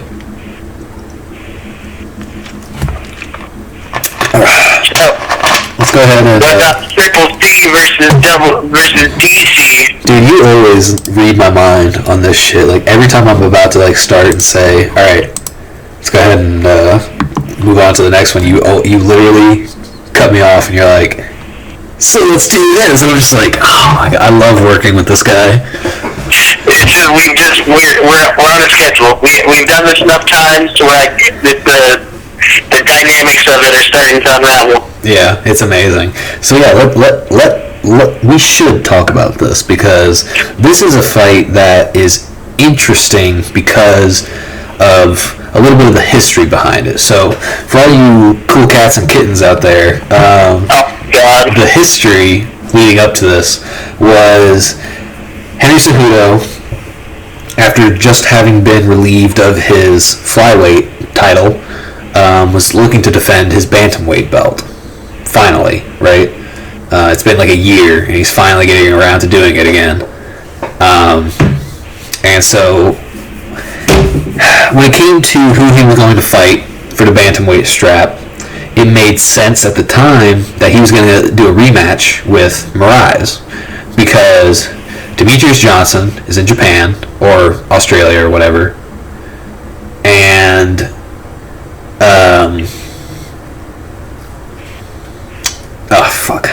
TJ Dillashaw, that's who it is. TJ Dillashaw is not going to come back for like another year or so. And probably not even going to end up in the UFC ever again. Hopefully not, but we can only hope. I mean, Fabricio Verdoon is coming back, so at that point, really, they'll let anybody back in after their suspension is up. Vitor Belfort come back, and I don't know about you, but that was the lowest if I've ever seen it. Holy shit, that was a farce. But yeah, and so TJ Dillashaw was gone, and he had already beaten Marlon Moraes, and so the idea was that basically there was no other contenders except Marlon Moraes. And I'm sorry if I'm pronouncing that wrong. I've heard people say Moraes, so I hope it's Moraes, not Moraes or something like that. I think it's Moraes. So he's already fought and defeated Marlon Moraes, and so it seemed like, because there wasn't really a lot of progression in the division, Moraes was always at the top. He was always the number one contender, and I guess Cejudo, I mean, it's smart, you know, but it's also kind of weird because it's almost like he's ducking the only guy that's, you know, technically qualified to fight him right now. So Moraes, I want to say it was earlier this year, had fought Jose Aldo, who had made the drop down to bantamweight, which nobody thought Jose Aldo was going to be able to successfully do. And in my opinion, when he fought Moraes, he got robbed of a victory, in my opinion. Yeah, so we were both mad about that one. I was mad about that because he definitely bested him on the striking. I specifically remember his numbers being significantly higher. And there was just one really early head kick that Morales hit on Jose that rocked him, and then after that, Jose dominated the rest of the fight, and they still gave it to him. Yeah, like it wasn't even split or anything. I don't think. No, it was unanimous. And I just called like major bullshit. And I don't know what it was. Like people always talk about how like judges are like fucking over people like Dominic Reyes and shit or whatever, and that one lady who was Lady Cowboy or whatever the fuck her name was, that got robbed or something like that. People always talk shit about like that, but nobody is gonna say anything about Jose Aldo getting robbed. Whatever. But Jose Aldo loses that fight, and all anybody can say is Jose Aldo lost that fight, not Jose Aldo was robbed of that fight. And Cejudo, being the creative thinker that he is, decided, if I'm going to be the greatest bantamweight champion of all time, I've got to have some famous bantamweight names on my belt. So he picks up Jose Aldo, coming off of a loss, instead of Moraes, who probably rightfully deserves a second title shot, gets skipped over. And Aldo, much like Yoel Romero, comes off of a loss and gets to fight for a title. Problem. The world falls into chaos. The pandemic hits, and because of all this wishy-washy shit and the UFC sucking at communicating, waiting till last minute, it's the same shit that happened with Khabib. When Khabib got trapped over in Russia and he couldn't find some way to fucking come out of the country because the UFC was bad at communicating and telling him where the location was and all this other nonsense and blah, blah, blah, blah. And Khabib couldn't fight and couldn't leave the country. Something similar happened with Jose Aldo, to the point where Cejudo is based in America. I don't know where. But Aldo is based in Brazil. He couldn't leave the country. When all this stuff hit in April and Cejudo was scheduled to fight Aldo at UFC 250, which was going to be held on May 9th, but is now being called UFC 249 because UFC 249 couldn't happen. Now, because Aldo can't even get into the country and leave his country, their fight can physically not happen. Which is another interesting thing, that all these fighters just so happen to be in America to make this work. Conspiracy? Who knows? But enter, after all this, Cejudo, still being a creative thinker, hops on social media, and he starts calling out arguably the greatest bantamweight champion of all time, Dominic Cruz. Interestingly enough, he had already called out Cruz a long time ago. Like, before he even became a champion, or? It was at some point after he beat Morales and became the double champion. Okay, that makes sense. So at some point he called out Dominic Cruz because he was doing that thing where he had all of his belts with diapers on them. And he was like tucking them in and stuff and saying they were his babies. Interesting. What interesting character. I know, he was like reading them a bed story, or like a nighttime story or something, and then he just looks at the camera and goes, Dominic Cruz, I'm coming for you! Oh my god, what hand? He name dropped a few other people, but just how quickly it changes from he's reading a bedtime story to his championship belts wearing diapers, and then just goes, Dominic Cruz! I'm coming for you! Yeah, he's a hoot. He's a real hoot to watch. He's the king of cringe. I mean, he's something else. So funny. But here's what's interesting about this. So Dominic Cruz had been absent from the sport for like, I want to say 4 years. I want to say he hasn't fought since 2016. It's just under 4 years, but I'm pretty sure it still is 2016. Yeah, let me make sure here. But yeah, so he hadn't fought in a really long time, and I'm pretty sure he lost to the last person he had fought had to have been Cody Garbrandt, right? I believe so. Which was, to this day, one of my favorite fights to watch. It's one of the best examples of just how much of an asshole Cody is. I mean, it's truly amazing because his breakdancing during the fight. Well, yeah, I mean, like, just how he was simply able to completely deconstruct Cruz's everything, like his fighting style, his footwork. I mean, it was amazing. Every movement was planned. Yeah, it was literally like Garbrandt. I'm gonna touch this, and then I'm gonna dance, and then I'm gonna leg kick you, and then I'm gonna hit you twice, and you're gonna fall down, and when you fall down, I'm gonna dance some more. Exactly. And so anyway, so Dominic Cruz hadn't fought since 2016, lost his championship, and it was one of those things. Dominic Cruz is one of those people where he's extremely talented and he's extremely great, but the majority of his career was mired by significant injury, to the point where he was out for literally years of his career was just gone because injury. It sucks. It really sucks. And when he lost to Cody Garbrandt, it was kind of this idea of, okay, so he's gone for good. He's a UFC analyst now. He's a UFC commentator. He works alongside guys like Dominic Cruz and stuff. And I'm sorry, I'm Joe Rogan and John Anik is what I meant to say, not Dominic Cruz working with Dominic Cruz. But there have been times where DC has worked with DC, so that's pretty cool. And it was kind of this idea that chapter of his life had been closed. And then at some point in the beginning of this year, he had started hinting at the idea that he would actually enjoy returning to the sport, or that he's considered it. And now, what I initially thought was just, not hearsay, but speculation, which just more, I might be thinking about it, I might do it, it's something I think about. Just like how whenever Georges St. Pierre these days talks about how he might enjoy fighting the best in the world, or how he toys around with the idea and whatnot, but then, the years go by and nothing ever actually happens. All of a sudden I wake up a couple days ago, find out that, oh no, Dominic Cruz is definitely scheduled officially to fight Henry Cejudo for the bantamweight strap.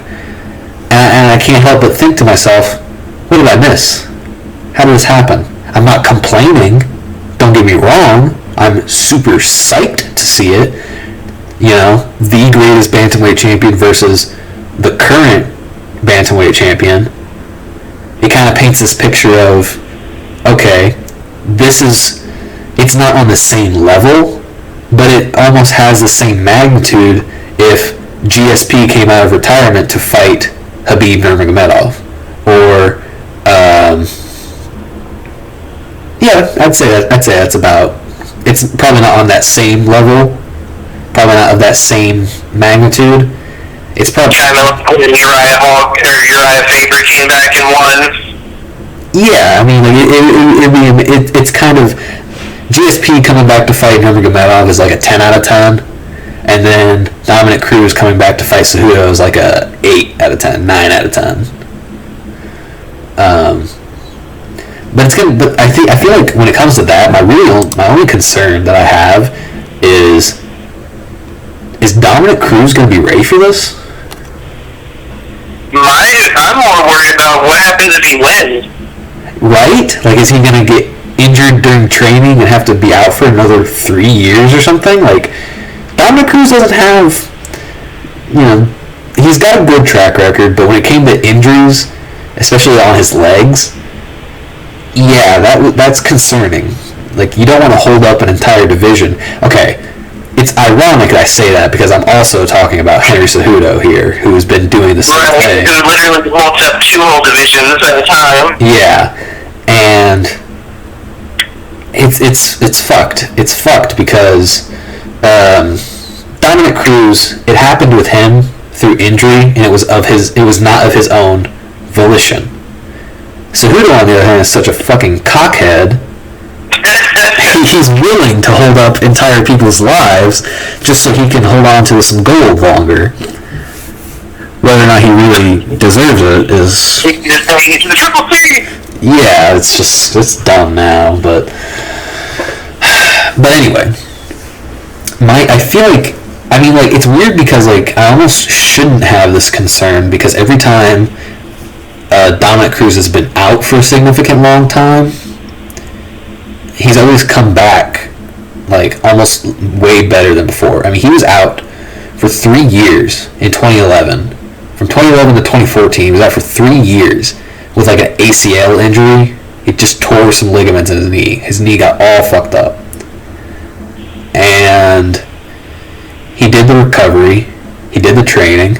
He came back in 2014. And he just dominated. But then he got injured again, I'm pretty sure, at the end of 2014. and then ended up having to wait 2 more years before he could come back in 2016, go on an absolute tear, and then lose to Cody Garbrandt at the end of that year, and then retired. So is he going to be able to come back after 4 years, almost the exact same amount of time as both of those 2 instances he was out injured combined? Is he going to be able to come back and challenge someone who I talk a lot of shit about but is an actual legitimate fighter? I don't know, dude. I don't know. That one leaves itself open to imagination, because honest to God, I can still barely comprehend that it's happening.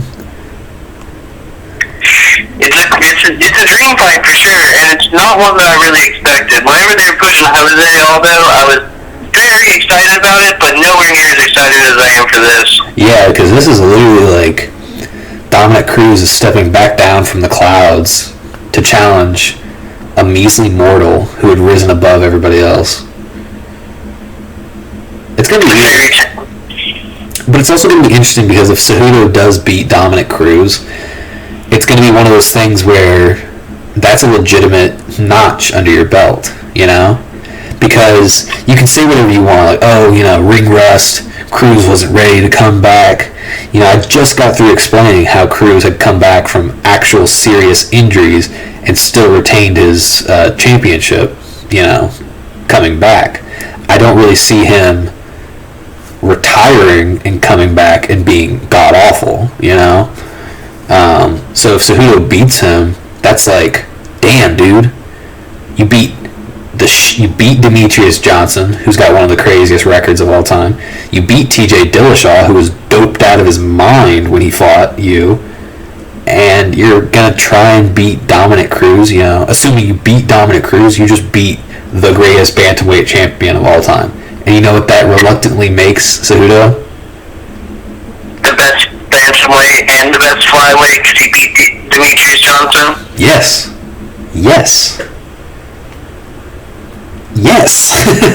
Like that, and the fact, I mean, I don't know, dude. It's like, it's one of those. He's just the one that slays the grade. He really is. Like, he's really great, you know, like in terms of his career. I mean, he's an Olympic athlete. He's an Olympic champion. Olympic gold medalist. Exactly. You know, it'd be great. You remember when we were thinking about what would happen if Henry Cejudo fought it was like a double champion from like another organization, from like one or something like that, from one championship, I'm pretty sure, or Ryzen. And it was like, oh, if Cejudo fought and beat this guy, he'd be like the quadruple or quintuple champion or some shit like that. I don't know, man. It's interesting because, like, you think of what people like, okay, I hate talking about him all the time, but it's like, at this point, it's like hard not to. You think about what people like Conor McGregor were able to do for the sport. And they were able to come in here, dominate some people, and then they broke new ground by becoming the first champion in 2 divisions at the same time. Now, like Conor McGregor, Henry Cejudo has not done a good job of defending said belts in both divisions. In fact, like I mentioned earlier, he had to literally be stripped of his flyweight belt. Nunes is really the only person to do it successfully. Yes. DC, actually, I'm pretty sure Nunes has not defended her featherweight? Is it featherweight? It's bantam and featherweight, right? Yeah. So I don't think she was going to schedule her fight with Felicia Spencer was for the featherweight belt. Oh, so then she hasn't defended it. Daniel Cormier is the only double champion that was able to successfully defend both belts. He defended the light heavyweight belt, I believe. Man, I cannot remember who it was against. But he did defend it. I do remember that. I don't remember against who, but he defended it. And then he did... Was it Rumble? That makes sense. Yeah. So he defended against Rumble Johnson twice. I feel like, right? Yeah. And then he defended the heavyweight belt against Derek Lewis. And so I'm pretty sure if Amanda Nunes does fight Felicia Spencer in June and wins, she'll be the second only other champion to defend both belts in both divisions actively at the same time. And so that's awesome. That's going to be interesting. I feel like Amanda Nunes is probably going to be the only double champion to successfully defend both belts more than one time. I don't see that woman going down anytime soon. But yeah, she's the lioness. Yeah, but anyway, yeah, I feel like who do you think is actually realistically going to win this matchup? Cejudo versus Cruz. Realistically, I think Cejudo is going to win, but who do I want to win? That's going to be your boy Cruz. Yeah.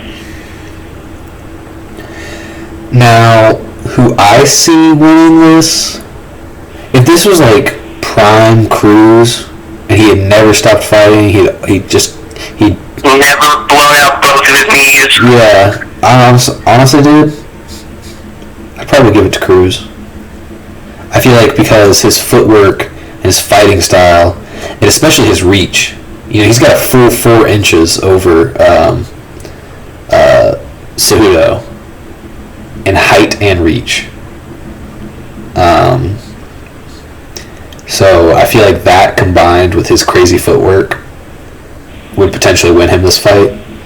But then again, I know how well-rounded, how great Cejudo is as a grappler, how great he is as a striker, and look how he switched around on Morales after he was getting his ass kicked for 2 rounds. Yeah, I look at it and I'm like, yeah, that guy's a little fucking scrapper. Like he'll fuck you up. And realistically, looking at what we have instead of what we want, I'd probably give it to Cejudo as well. But I'm more than willing to accept that Cruz could pull it out of his ass. Of course, me as well. I just think with the tear that Cejudo's been on recently and the 4 years out, that it's going to be hard for Dominic Cruz to overcome that, but it's totally possible that he can. Yeah.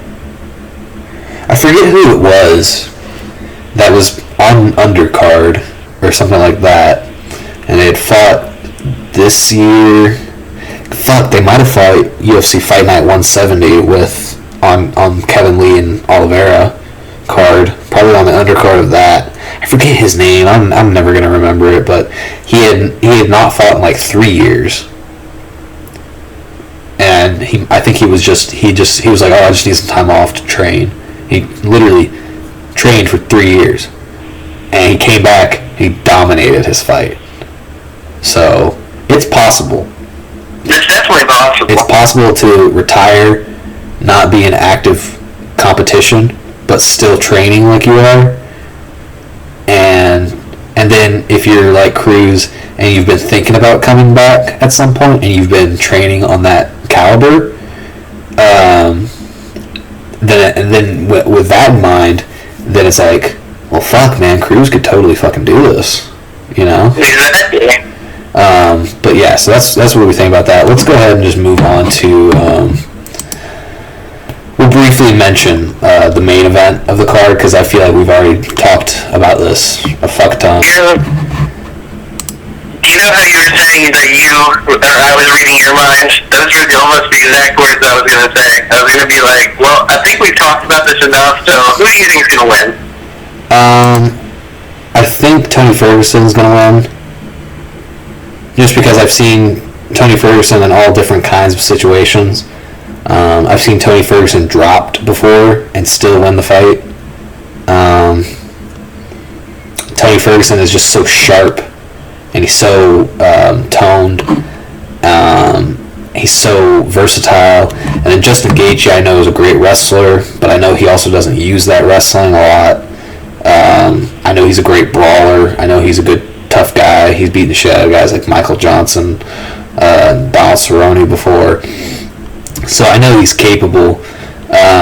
Whether or not I think he's going to be... I think this is his first time fighting for a title.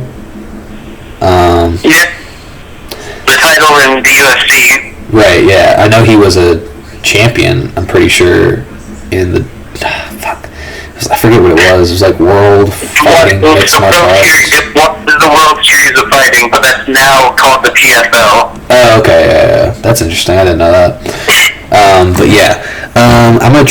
That's really all I've got to say. You know, I'm trying to round this out because this is going to be our longest podcast yet. So very much is. I'm trying to wrap this up. Justin Gaethje is going to win. You think Justin Gaethje's going to win? I think wholeheartedly. So let me give you a little backstory because I'm gonna try to keep it short, but I have a little notch. Go for it. So Justin Gaethje is undefeated for most of his career, knocking out lesser known people and just winning and brawling with those people and going to war. Yeah.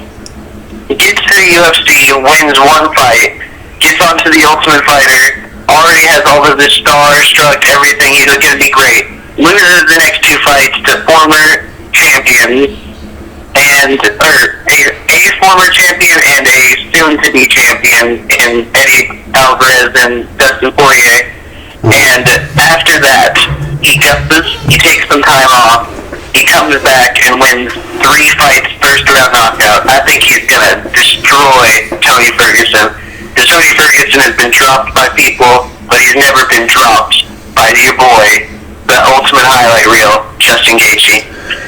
Damn, dude, that's an interesting perspective. That's interesting because that reminds me of when Dustin Poirier was talking about Justin Gaethje and how he thinks that Gaethje is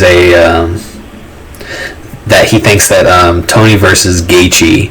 Well, it's not just Poirier. You know, people have thought about this before, but they think that Justin Gaethje versus Tony Ferguson is a more dynamic fight.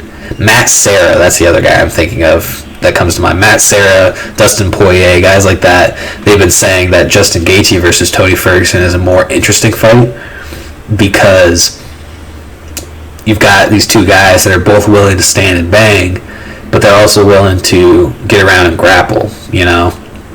And I'm pretty sure I've even heard Dustin Poirier say, if Justin Gaethje beats Tony Ferguson, which he thinks he can do, he sees Justin Gaethje being able to beat Khabib Nurmagomedov, which is going to obviously be the next step. Yeah, if he does beat Tony, that has to be the next step. Because also, I think that Khabib hasn't wrestled somebody as good as wrestling as Justin Gaethje yet in the UFC. It's good. It's definitely going to be interesting. Because have you watched Justin Gaethje's wrestling stuff? No, I've seen a few clips here and there. You need to dig up some archives because it's just great wrestling. And like Nurmagomedov, you can find videos of them at like age 4 wrestling. Right. I've heard about that when he was a kid. They're just the history and just the love of the sport and the commitment to it that they've had their entire lives is why I think that both of them will be a better fight and a more interesting fight. And because I think that Justin will be able to keep it standing up longer than anybody else does. You know, we sit here and we talk all the time about Justin Gaethje and how great of a wrestler he is.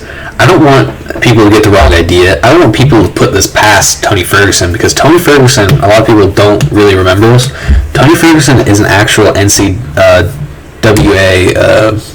national wrestling champion. He is as well, yes. So that's honestly, that's other sports as well. He played a lot of baseball. Oh yeah, that's apparently he's been saying that if he retires from MMA, he's going to try and be a pro baseball player, which I could definitely see him being good at because I've also seen some interesting training videos where he's just hitting a bat for hours. Yeah, so that's definitely a very dynamic and very interesting fight matchup there, because it's like, oh man, can El Kukui beat Justin Gaethje? Can Justin Gaethje beat El Kukui? As opposed to the typical discussion of, oh, well, can Tony beat Khabib? You know, never can Khabib beat Tony. It's always, can Tony beat Khabib, be the one to beat him? And now there's all this talk of whether or not Justin Gaethje's going to beat Tony. He'll probably be able to beat him. Now he'll be able to go on and face Khabib, and it's just like, oh my god, there's all this crazy shit. And honestly, like, my negative feelings towards this are very apparent in that even though I want to see this fight happen, and the true MMA fan in me is like, yes, make this fight happen, I think it should not be happening before the Khabib-Tony fight. But, you know, Tony wants to happen. Yeah, you know, it just sucks, but it's like, you know, Tony wants to fight, Justin Gaethje wants to fight, and for a lot of people, this is the fight to happen right now. But yeah, that's if I had to say, you guys know, I say Tony Ferguson is going to win because I want Tony to win so he can go on to fight Khabib, and then maybe Justin Gaethje can go on and fight Conor McGregor like we talked to. Yeah, this is actually interesting. Conor McGregor, depending on whoever loses, is probably not going to want to fight whoever the loser is. Is an interesting theory I've heard tossed around, and that instead he's going to try and fight, have a trilogy fight with Nate Diaz. Which is why I'm happy that all of this went down. If that's what we get out of this, is we get Justin versus Tony, possibly Justin or Tony versus Khabib, and then possibly Nate Diaz versus Conor 3. It's gonna be interesting. It's definitely gonna be nice. Well, man, that's all. With that young, I think it's time to log off. Exactly. I was literally in the middle of saying, yeah, I'm pretty tired, and I think that's all I've got. I hope that's all you've got. That's all I've got. Thank you for listening to Ninth Corner of the Octagon. Yes, I hope you all have a good sleep. Get sleep, or whatever. Stay healthy. Wash your damn hands. Exactly. So it was a real blast being on tonight's show with you guys. I hope you guys enjoyed it, and we're excited about the upcoming possibility of an event as we were. And we definitely enjoy you guys tuning in and listening. And yeah, so that's going to be it from us. And we will see you guys in the next episode. See ya.